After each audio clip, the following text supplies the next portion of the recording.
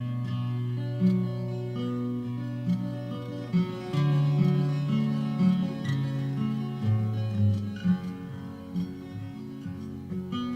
the crime of being different, for the crime of being slow, for the crime of not quite fitting. Folks, welcome back to the only show about the socio-cultural foundations of education filmed in New Miami, Ohio. All semester, we've been following the musings of critical theorists as they use various fields of study to analyze American education and schooling. And today is no different. Our topic is the intersection of disability and race, which, honestly, is a really fascinating topic. Let's start with the concept of disability. What does the term even mean? Well, if we were to consult the doctor or folks in the medical world, they'd more than likely say that disability is any condition that makes it more difficult for a person to do certain things or effectively interact with the world around them, whether it's social or material interaction. These conditions or impairments may be cognitive, developmental, intellectual, mental, physical, sensory, or a combination of multiple factors. In the medical world, that's the definition of disability. However, if you chat with the folks over in sociology, they'd probably say something a bit different about disability. In contrast to the medical definition, the sociology of disability broadly conceptualizes disability as a product of the social environment and takes into account the structural processes that shape the meaning and experience of disability. Things like the way that capitalism's demand for physical and mental conformity exclude particular people from the production process, the effects of war and global poverty on producing disability, and the manifestation of intersecting oppressions in creating varied experiences and understandings of disability. And as a result, that definition opens up explorations of disability, draws from a range, and I mean a range of theoretical traditions, and attempts to avoid reinforcing the social stigma placed on people with disabilities. Welcome, folks, to my newly non-reoccurring segment, Breakdown with Tyler. You've just been informed that the social model of disability is wildly different than the traditional medical model of disability. So let's break that down. Take, for example, a crosswalk on a busy street. That crosswalk and the sign accompanying the crosswalk doesn't make any noises. It merely turns from palm to running person. Somebody experiencing blindness goes to that crosswalk, but they aren't sure if they can cross or not. Can the person not cross the street because of a disability? Or can they not cross the street because the crosswalk sign has left that person disabled? When you break it down, the sociological definition of disability is saying that society has designed all sorts of things without the consideration of whether those things, from building entranceways to how we watch TV, limit people labeled as disabled from fully participating in those things. That's what we're talking about here. Thanks for experiencing this Breakdown with Tyler.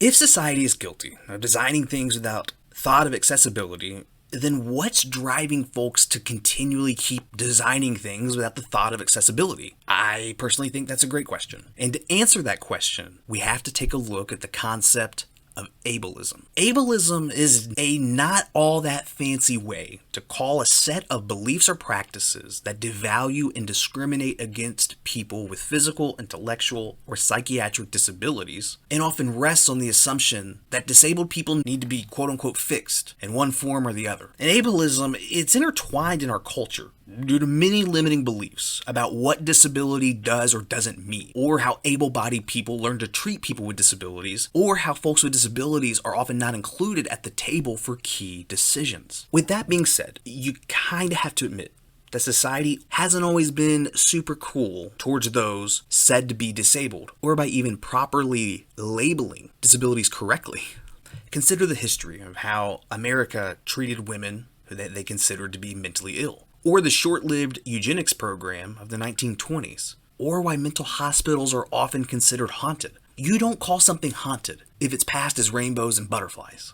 And it's not even the long ago past that we need to look at in order to see how America once acted towards disability. The way the United States government views and approaches people with any form of disability has really only started to change in the last 50 years. In order to make sense of ableism, critical theorists and sociologists of disability often rely on something called critical disability theory, which is a diverse interdisciplinary set of theoretical approaches used to analyze disability as a cultural, historical, relative, social, and political phenomenon.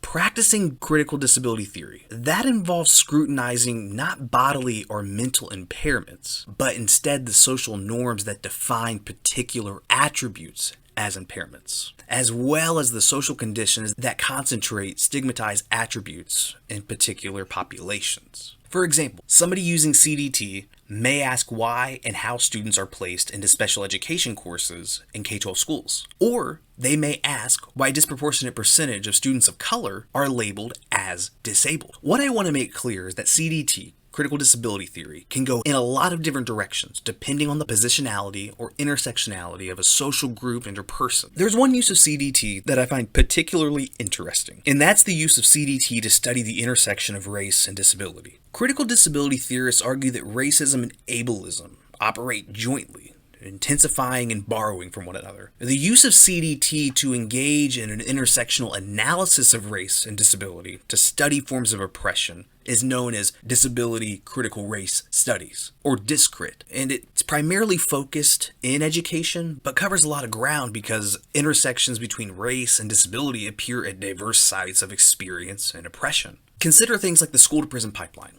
Evidence suggests that those who are expelled from school and end up in prison due to behavioral issues often have unaddressed or mental or emotional disabilities from childhood that often influence much of their time and treatment in schools. There's also a long history of black bodies in the United States being stereotyped and controlled with the narrative of unintelligence or subhuman development. Being a person of color in the United States often went hand in hand with being viewed as not fully able. So there it is, the intersection of disability and race.